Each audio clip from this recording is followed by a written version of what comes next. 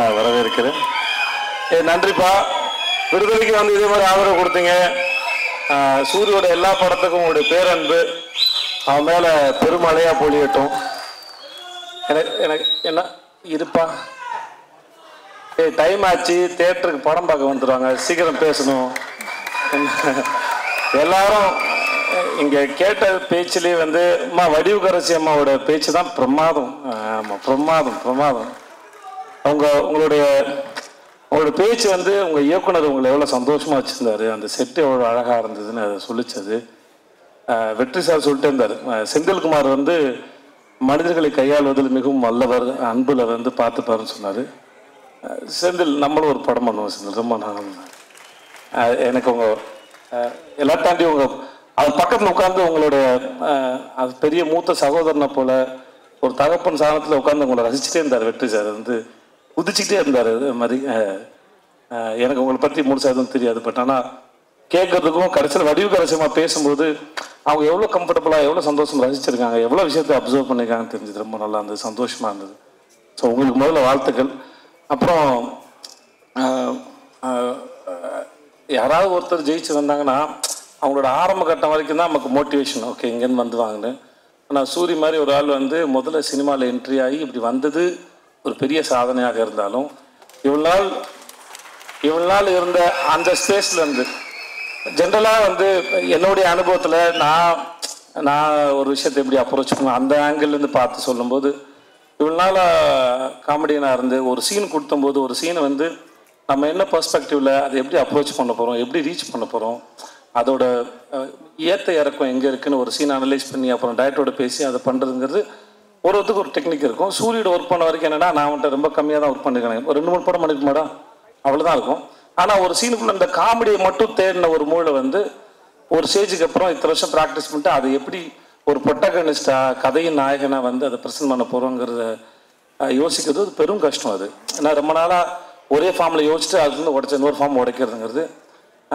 விடுதலைக்கு அப்புறம் அவனுக்கு கருடனை போல் ஒரு படம் வர்றதும், அடுத்து சிவாவோட ப்ரொடக்ஷனில் இவன் வினோதோட படம் அது வர்றதும், அவனை அடுத்தடுத்து ஹீரோவை பொசிஷன் பண்ணுறதுல அவன் வாழ்க்கையில் நடக்கிற இந்த படத்தோட இந்த ட்ரெயிலரோட முதல் வசனத்தை போல இயற்கையும் அந்த கடவுளும் அவனை வந்து சிறப்பாக அவனுக்கு வரம் கொடுத்து ஆசீர்வதிச்சுக்க நான் நம்புகிறேன்.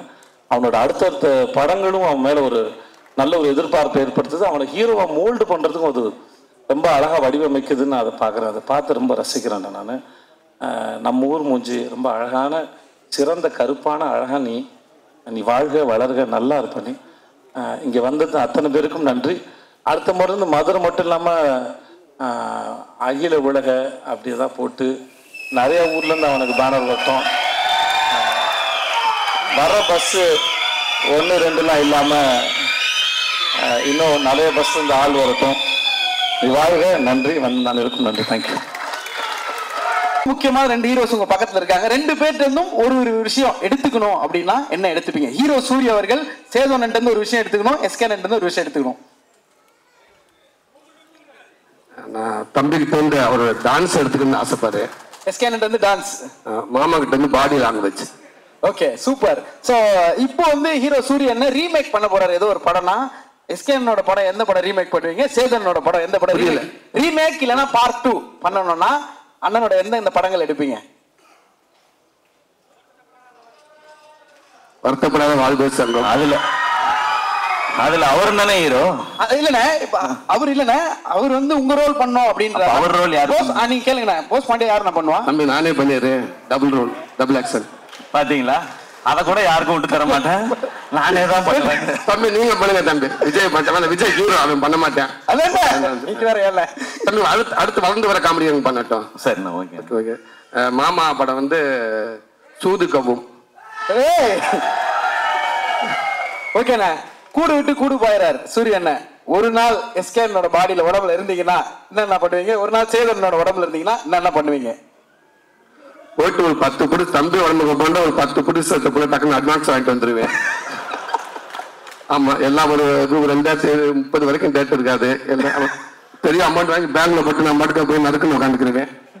மாமா உடம்புக்கு போயிட்டு இங்கேயும் அதே மாதிரி நிறைய பேர்ட்டு அட்வான்ஸ் வாங்கணும் இல்லாம இந்தி பக்கம் போயிட்டு வளர்ச்சி பாம்பே பக்கம் ஒரு 10 செக்கை வாங்கிட்டு அப்படி ஆண்டிவில் அமெரிக்கான என்ன மாமான்னு கேட்டு போற போக்குல ஷாருக்கான வா மச்சான் சாப்பிடலாமான்னு கேட்டு அப்படி தீபிகா படிக்கணும் பார்த்துட்டு அவங்ககிட்ட 5 நிமிஷம் பேசிட்டு வந்துருவேன். பேசிட்டு அவங்க நம்ம வந்துருவோம். அதுக்கு மறுநாள் இவங்க நான் ஒரு நாள் தானே, அதுக்கப்புறம் இவங்க 2 பேரும் தானே பாத்துக்கிற போறாங்க. ஏன்னா அதுக்கப்புறம் அவங்க பேசுவாங்க பாடு.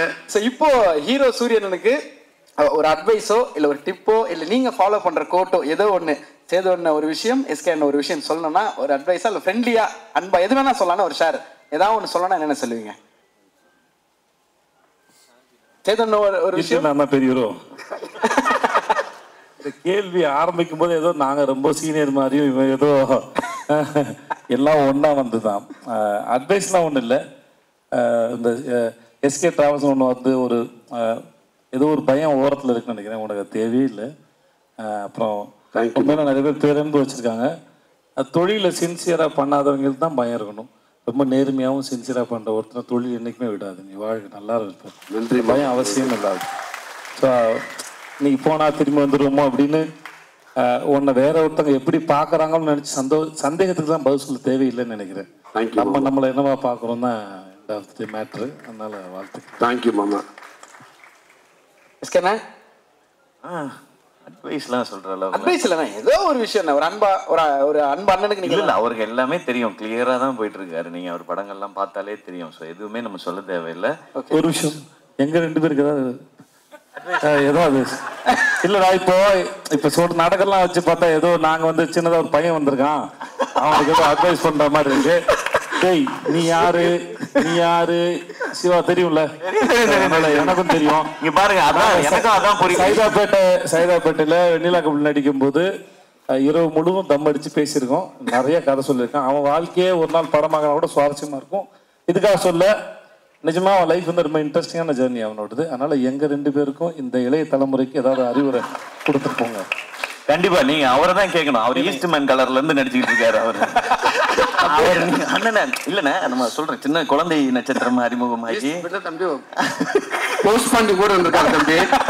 அதனால அண்ணன் தான் அட்வைஸ் சொல்லணும். நான் அண்ணன் எதுனாலும் அட்வைஸ்லாம் இல்லை. இன்னும் நீங்க மேலும் எவ்வளவு உயரத்துக்கு போனாலும் கருப்பா லீனா ஒரு கதை நாயனா மாறணும்னா எப்பயுமே விட்டுறாதீங்க. ஏன்டா அவனை எங்க போனாலும் கூட கூட்டிகிட்டே போயிருக்கேன்.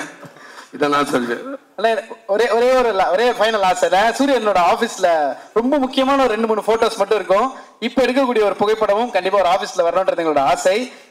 அந்த சைடு உங்களோட அன்பு மாமா, இந்த சைடு அன்பு தம்பி, 2 பேரும் உங்களுடைய அன்பை ஒரு அழகு முத்தமா சூரியனுக்கு ஒரே நேரத்துல கொடுத்தீங்கன்னா அதை விட ஒரு ஸ்பெஷல் மொமெண்ட் எதுவும் இருக்காது.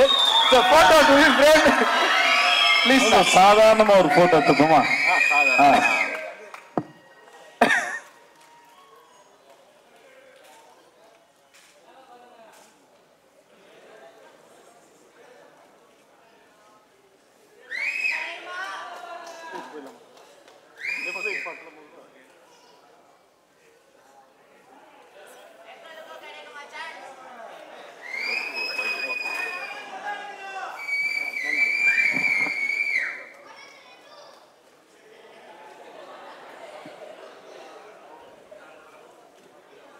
இந்த வீடியோ உங்களுக்கு பிடிச்சிருந்தா ப்ளீஸ் லைக் அண்ட் ஷேர் பண்ணுங்க. மறக்காம எங்க சேனலை சப்ஸ்கிரைபும் பண்ணுங்க.